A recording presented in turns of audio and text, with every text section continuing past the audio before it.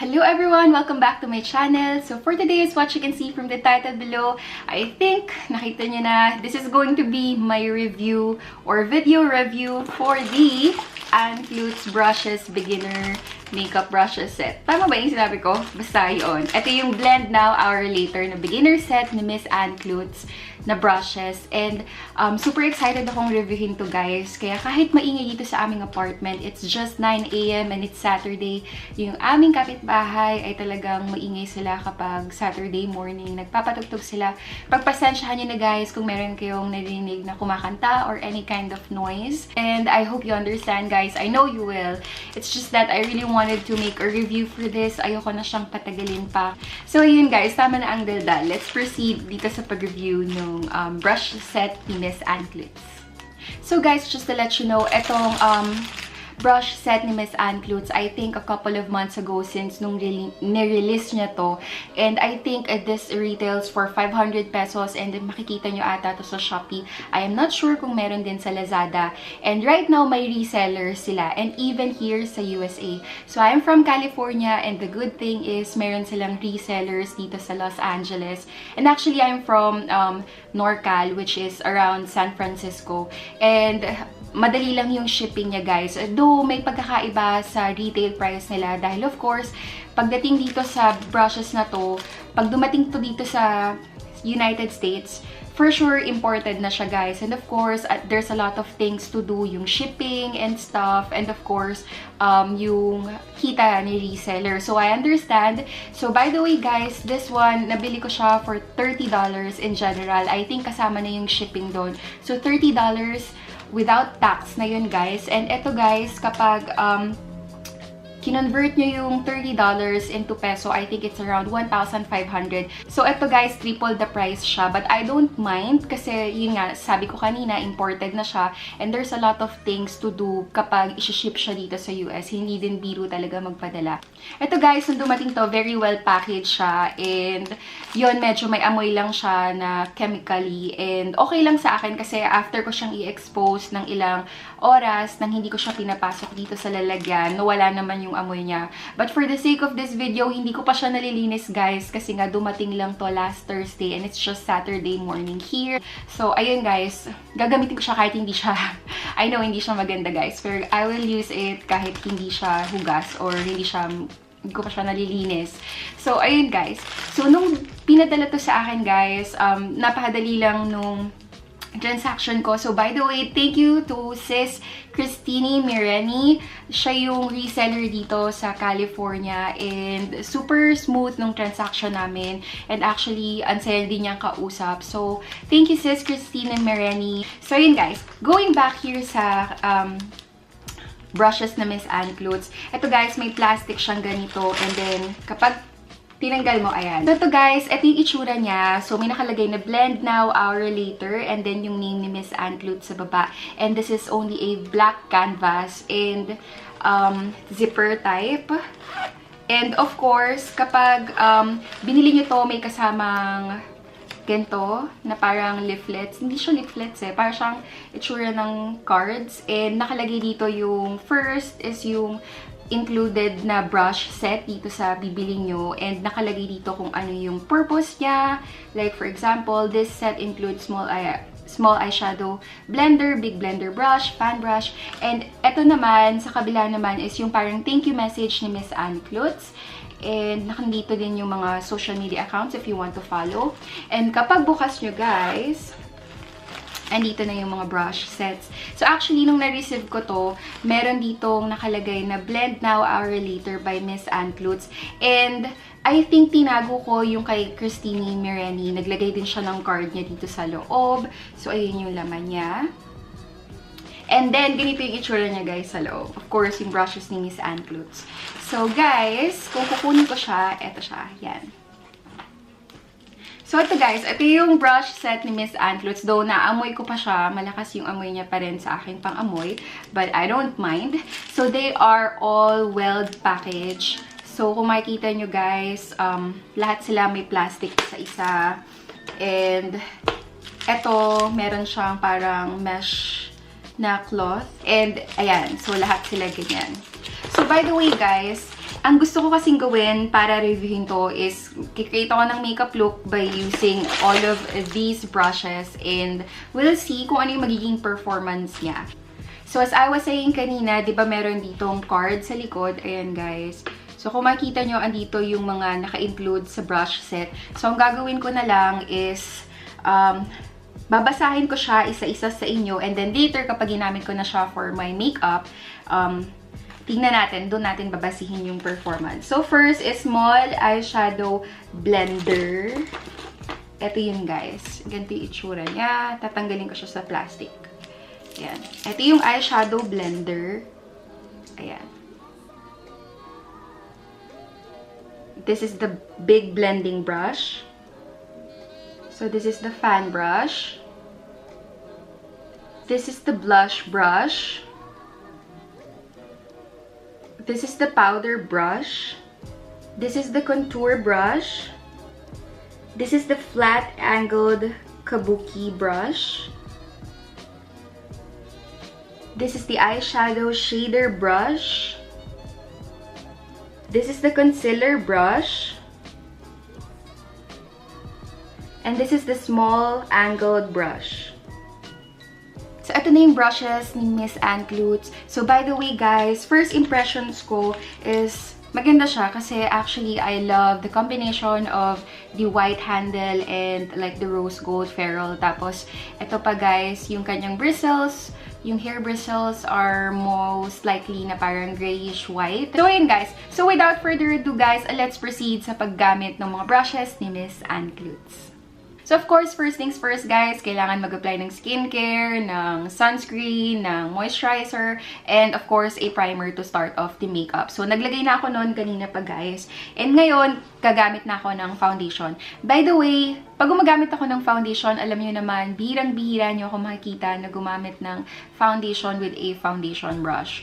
Or like a puffing brush o kaya kabuki brush kasi talagang sponge yung ginagamit ko. Mas gusto ko yun kasi nabibuild ko yung product. So, this is going to be my first time to use something na for my face na foundation brush. So, ito yung gagamitin ko. So, this is the flat kabuki brush, right? This is the flat angled kabuki brush. And ito yung gagamitin ko for my foundation. So, ito guys yung aking foundation for today. This is the Estee Lauder Double Wear Stay in Place Makeup. I'm in the shade of 2W2 Rattan. Yung review ko dito, this is going to be an honest review. So, 2 pumps tayo, guys.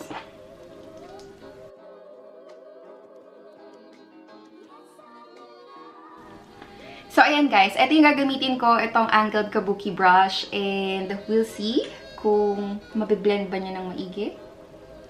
Malambot siya, in fairness. Ito yung gagamitin ko for my foundation. Actually, ito yung first time kong gumamit uli ng foundation brush para sa aking foundation. So, we'll see kung magugustuhan ko yung performance nitong brush na to. Kasi alam niyo naman guys, mahilig nga akong sponge.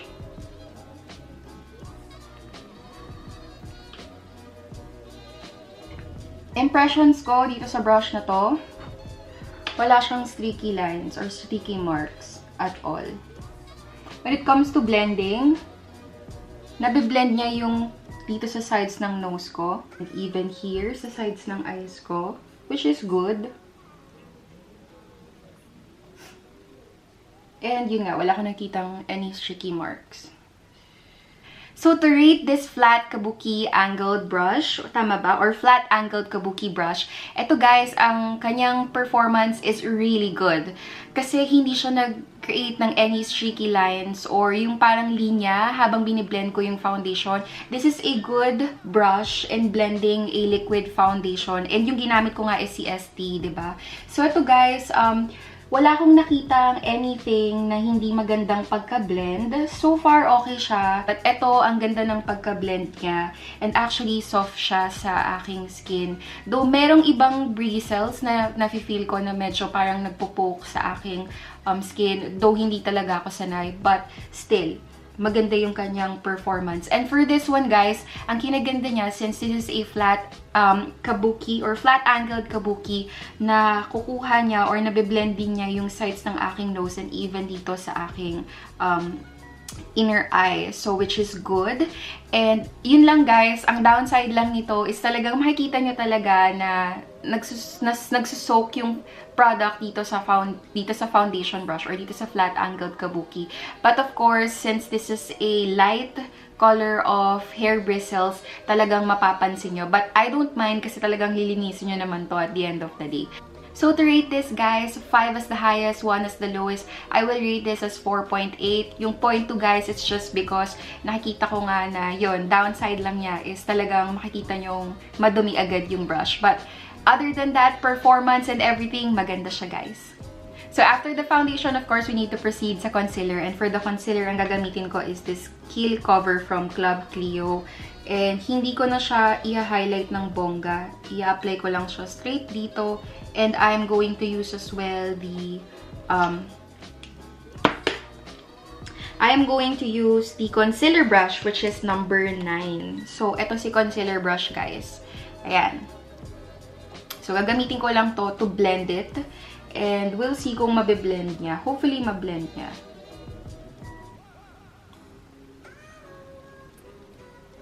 So, itong concealer na ginamit ko, thick yung consistency niya. So, hopefully, mablend niya ng maigi. But, for sure, medyo mahihirapan ako kasi nga,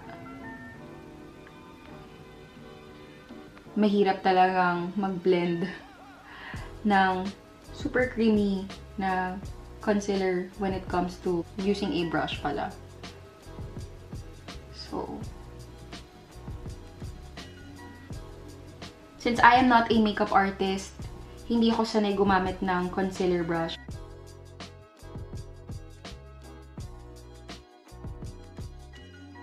So, hindi naman ako masyado nahihirapan mag-blend, pero mas matagal siya, guys, kasi nga, brush, ang liit niya, guys. So, usually ganito naman talaga ang size ng concealer brush, but kung hindi talaga kayo sanay, matatagalan kayo sa process ng blending. So, first impressions, medyo build up talaga yung coverage kasi nga brush yung ginamit, but medyo hindi ako satisfied kasi feeling ko parang nandun lang yung concealer sa aking under eye. So, gagawin ko, babalik ako dito sa flat-angled kabuki and I'm just going to blend it. Mas kailangan ko kasi ng mas dense. Ayan, which is mas maganda siya. So, mas maganda yung finish niya kapag mas dense yung brush. So, ayan, in-apply ko na yung aking concealer on top of my foundation using this concealer brush. And by the way, guys, itong concealer brush na to, very helpful siya pag ang ginamit nyo is yung mga cream pot concealers o kaya yung mga concealer sticks. But for liquid concealers, since creamy yung consistency ng Club Clio na Keel Cover Concealer, medyo nahirapan lang akong i-blend kasi nga hindi ako sanay, hindi po ako makeup artist, kaya nahirapan ako. But I think this concealer brush, hindi lang siya pang concealer, pwede din siyang gamitin for eyeshadow and other purposes. So para sa akin, guys, in my honest opinion, itong klaseng brush, hindi ko talaga siya gagamitin itself na pang-blend ng concealer. Sabi ko sa inyo, this is going to be good for spot concealing and yun paggamit ng mga cream pot concealers. But so far, for me to rate this is 4.5 out of 5. Kasi since this is a versatile brush, still, the performance will be great when it comes to other, you know, paggamit like for the eyeshadow or for applying contouring or, you know, anything. So, ayun guys. So, after the foundation and the concealer, what I'm going to do next is to set my entire face with a powder. So, ang gagamitin ko is my Holy Grail Wet n Wild Photo Focus Pressed Powder in the shade of Warm Light. And gagamitin ko tong number 5 powder brush. So, ang gagawin ko is just to set my entire face with this brush. I don't think na may magiging problema ako dito sa brush na to kasi ganito nga yung favorite brushes ko when it comes to powder. So magpa-powder ko lang tong aking under eyes. Alam niyo ba guys, kaya gusto ko din yung ganito klaseng fluffy na powder brush. Kasi pwede nyo siyang ganyanin. Tapos, pwede nyong iset yung inyong under eyes using this kind of brush.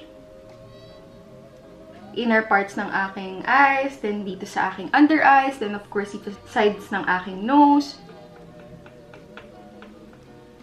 Ang lambot niya.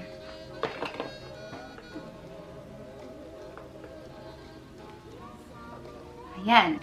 So, to rate this powder brush, napakadali lang. I think ito yung mabibigyan ko ng perfect score. This is going to be 5 out of 5. Dahil nga, mahilig ako kasi ganitong shape ng brush. 5 out of 5 yung aking rating dito. So, sabi ko sa inyo, in this kind of fluffy brush, you can squish it like this, and then you can blend your powder dito sa sides of your nose, dito sa inyong under eye area. And I think this is my favorite out of everything. Favorite ko sila lahat, but so far, ito yung aking pinaka-favorite, si powder brush. So now, let's proceed sa aking eyebrows.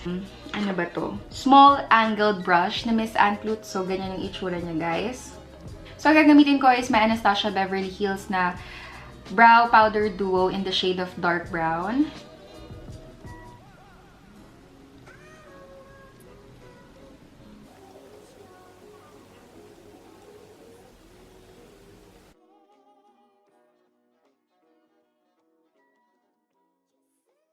So, and guys, I'm done with my eyebrows. And as what you can see, okay naman yung aking eyebrows, though hindi siya ganun ka-eyebrows on flick.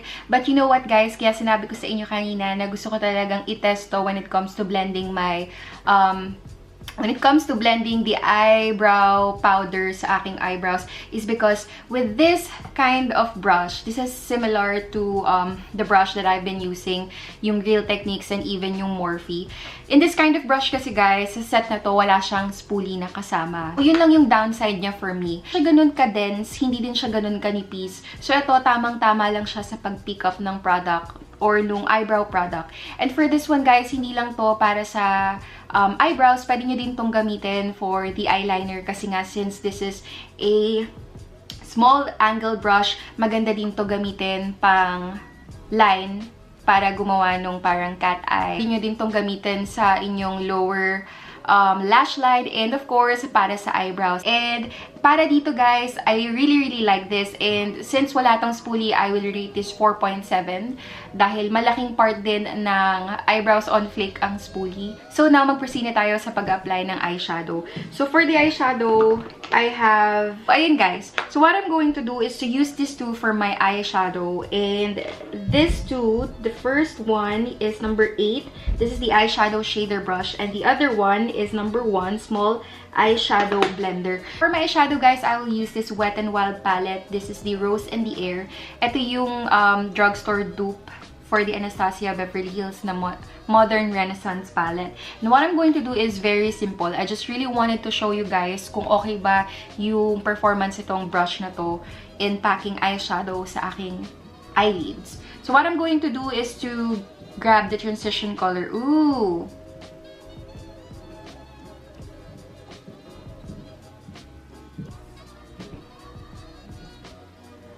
Mahihirapan lang ako kasi kailangan mo talaga ng matindihang pag-blend. But it's okay kasi it does the job. It's just that medyo mahirap lang i-blend kasi kita nyo guys, so circular motion na yan. Kailangan light-handed lang para talagang ma-blend ko ng maigi. So, kasi medyo dense yung kanyang bristles, and sa ganitong ka-dense na bristles, mahirap talagang mag-blend ng eyeshadow. But, if you're going to work it out, okay naman yung kalalabasan ng eyeshadow. Wala naman akong magiging problem. Mukha pa rin naman siyang transition shade. So, after using the blending brush, what I'm going to do next is to use number 8, which is the eyeshadow shader brush. So, ang gagawin ko, guys, is maglalagay lang ako ng gold color dito sa inner part ng aking eyes. This eyeshadow color, ito.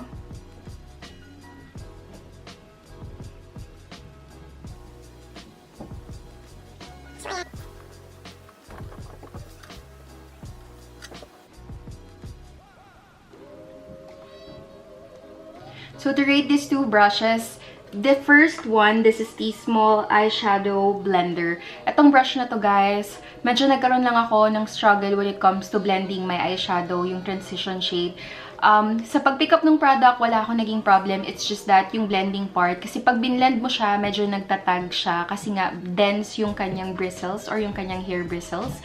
But I think you can really blend the eyeshadow kapag mas lighter yung hand nyo, yung force ng hand nyo, and pa-circular motion siya. It's also good as well, but I think this is going to be my least favorite kasi medyo nahirapan talaga ako sa pag-blend nung eyeshadow sa aking transition shade dito sa aking eyelids. So, probably I will give this 4.4 out of 5. So, yun lang yung naging problem ko sa kanya. But most probably, I can use this in a different application of makeup. So, we'll see later kung magagamit ko pa siya. So, ayun guys. So, this is 4.4. And this shader brush, the eyeshadow shader brush, ito naman guys, nagustuhan ko siya kasi napaka-versatile din niya. Ang kinaganda niya is talagang, dahil hindi siya ganun kalaki, maganda siyang pang pack ng eyeshadow. And you know what guys, naisip ko, feeling ko maganda to gamitin para din sa mga cut crease. So ito guys, bibigyan ko to ng 4.9 out of 5. So ito yung second to the highest kasi nga isa siya sa mga versatile talaga na brushes na pwede nyong gamitin. Pwede nyo din tong gamitin para sa pang-contour ng nose. Yun nga, pwede nyo din tong gamitin for your eyebrows. You can use this for the cut crease. You can use this for your lower lash line. So the next thing guys is of course to apply a bronzer, a blush, and a highlighter. So for the bronzer, I'm going to use this butter bronzer from Physicians Formula.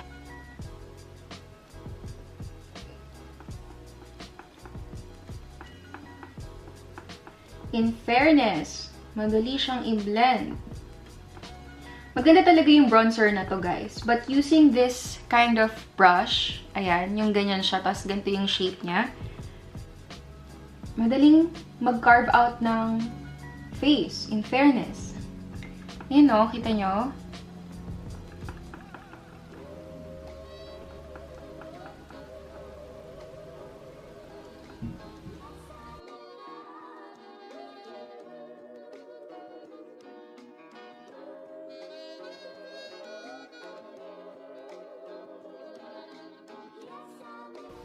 And gagamitin ko na rin to guys for my nose.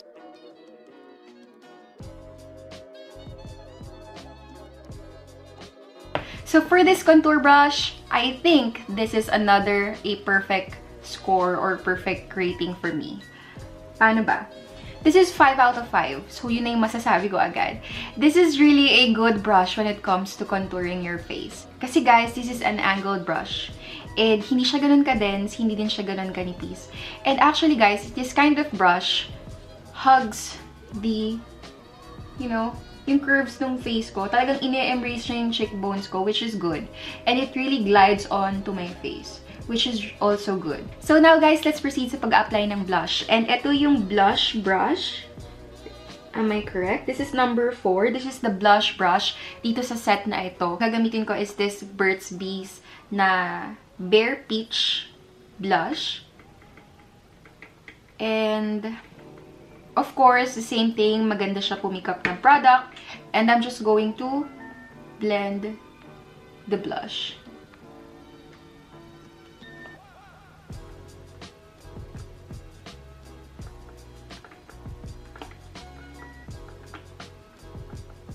So, gawin natin yung may pagka-drunk blush. Umaga drunk blush!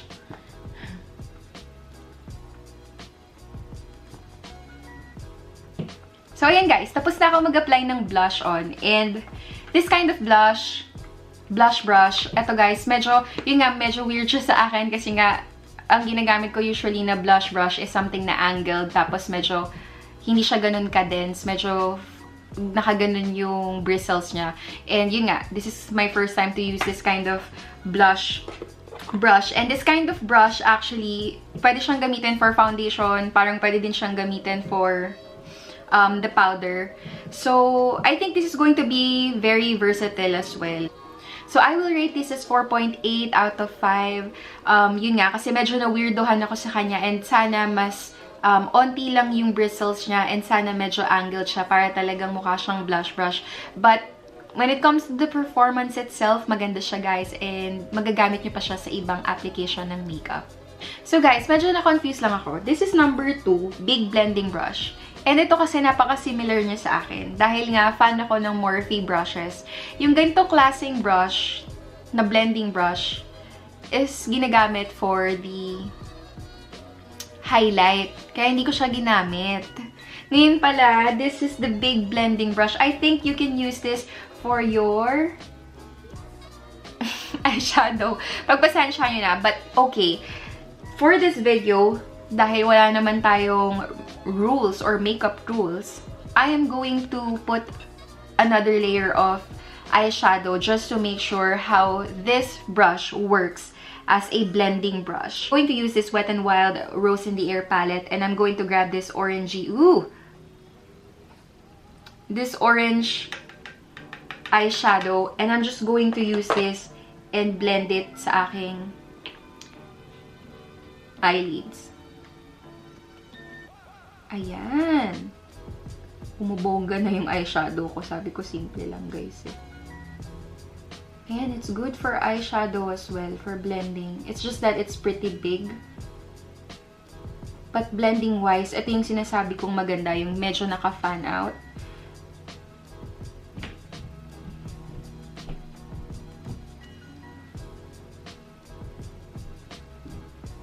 Diba? As what you can see, guys, nandito yung blending brush na sinasabi ko.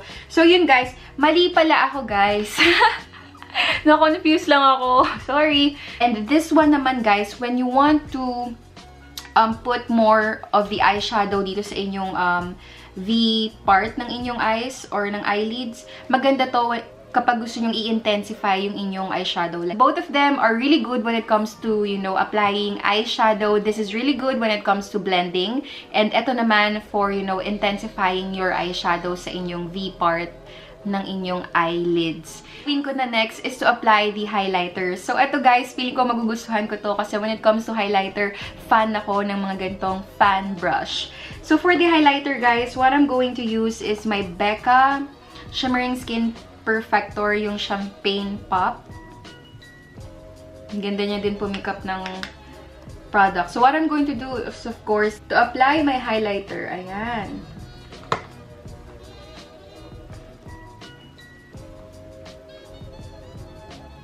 It's the same thing.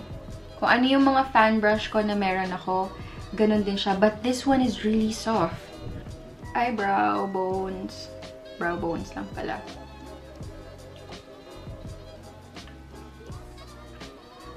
Ayan! To rate this brush, guys, this fan brush, I will rate this 5 out of 5. This is the third brush na na-rate ko in this set na perfect. Kasi mahilig ako sa ganitong brush. And actually, nakaka-addict siya kasi napaka-soft niya. And alam nyo guys, maganda yung ganitong klaseng fan brush. Kasi hindi siya ganun ka-dense. But you know what guys? Scattered yung kanyang bristles, which is talagang, alam niyo yun, maganda yung pagka-apply ng highlight sa inyong cheekbones. And even here, dito sa aking nose, sa cupid's bow, and even here. So, ayun guys, tapusin ko lang yung aking makeup. Then, I will be back para bigay sa inyo yung final thoughts about this brush set. Okay? So, this is my final look for my full face makeup using the Clutz brushes. So guys, for my final verdict, final thoughts, and my final rating for this brush set, actually, this brush set, yung final rating ko is 4.8 out of 5. Ayoko maging biased. This is an honest review. For me, of course, as a buyer, as a consumer, and as a fan as well, gusto kong ibigay sa inyo yung honest review ko. So, for me, bakit siya 4.8? Yung 0.2 kasi niya, guys, meron ako talagang isang brush dito na hopefully talaga sana meron siyang kasamang spoolie. Ito yung ginagamit for the eyebrows. Ito yung small flat angled brush. Of course, guys, kung beginners kayo, dumaan din ako sa pagiging beginner ko. Yung talagang hindi ako sanay mag-eyebrows, hindi ako sanay mag-apply ng powder na product sa aking eyebrows. Masanay ako na pencil before. Medyo mahirap kung wala nung spoolie kasi paano nyo i-blend yung inyong eyebrows. So, yun lang guys. Yun yung point 2 kung bakit 4.8 lang. But for the majority of the brushes or the brush set itself, for me guys, this is perfect for those who are beginning doing their makeup. And for me guys, hindi lang nga to pang beginners eh. Pwede din siyang pang pro kasi alam nyo yung mga pro, of course, mas magaling sila when it comes, you know, by playing or by, you know, being creative when it comes to makeup application and by using makeup brushes. So ito guys, good din to pang travel. And actually guys, for me ha, kung magta-travel ako, isa to sa mga magiging ride or die ko kung talagang brush set ang pag-uusapan. Sa lahat ng naging brush set ko, this is another favorite in my collection. You know what guys, this brush set, worth the money siya. Hindi ko na siya ko-questionin pa. Worth the money talaga siya. Kasi before, may mga binibilan ako sa Philippines na online shops or online stores na nagbebenta ng mga brush set. Yun guys, nasa 800 to 1,000 pesos yun. But ito, for 500 pesos, for 10 pieces na brush set, worth it talaga siya guys. Ako na nagsasabi sa inyo. You know what guys, some of the makeup brushes, I can compare it to my Morphe brush. How soft it is, how dense the bristles are, and ano pa ba? And para sa mga on the budget, eto guys, magandang investment to start with sa makeup. That's it guys. Sana nagustuhan niyo tong video na to and sana may natutunan kayo sa video na to. And if you do like this video, you can click the thumbs up or the like button down below. And if you want to comment, you can comment dun sa comment section box down below as well. And if you do like to get notified with my future uploads in this channel, you can click the subscribe or the bell button down below. So thank you so much for watching guys, and I will see you on my next videos. Bye!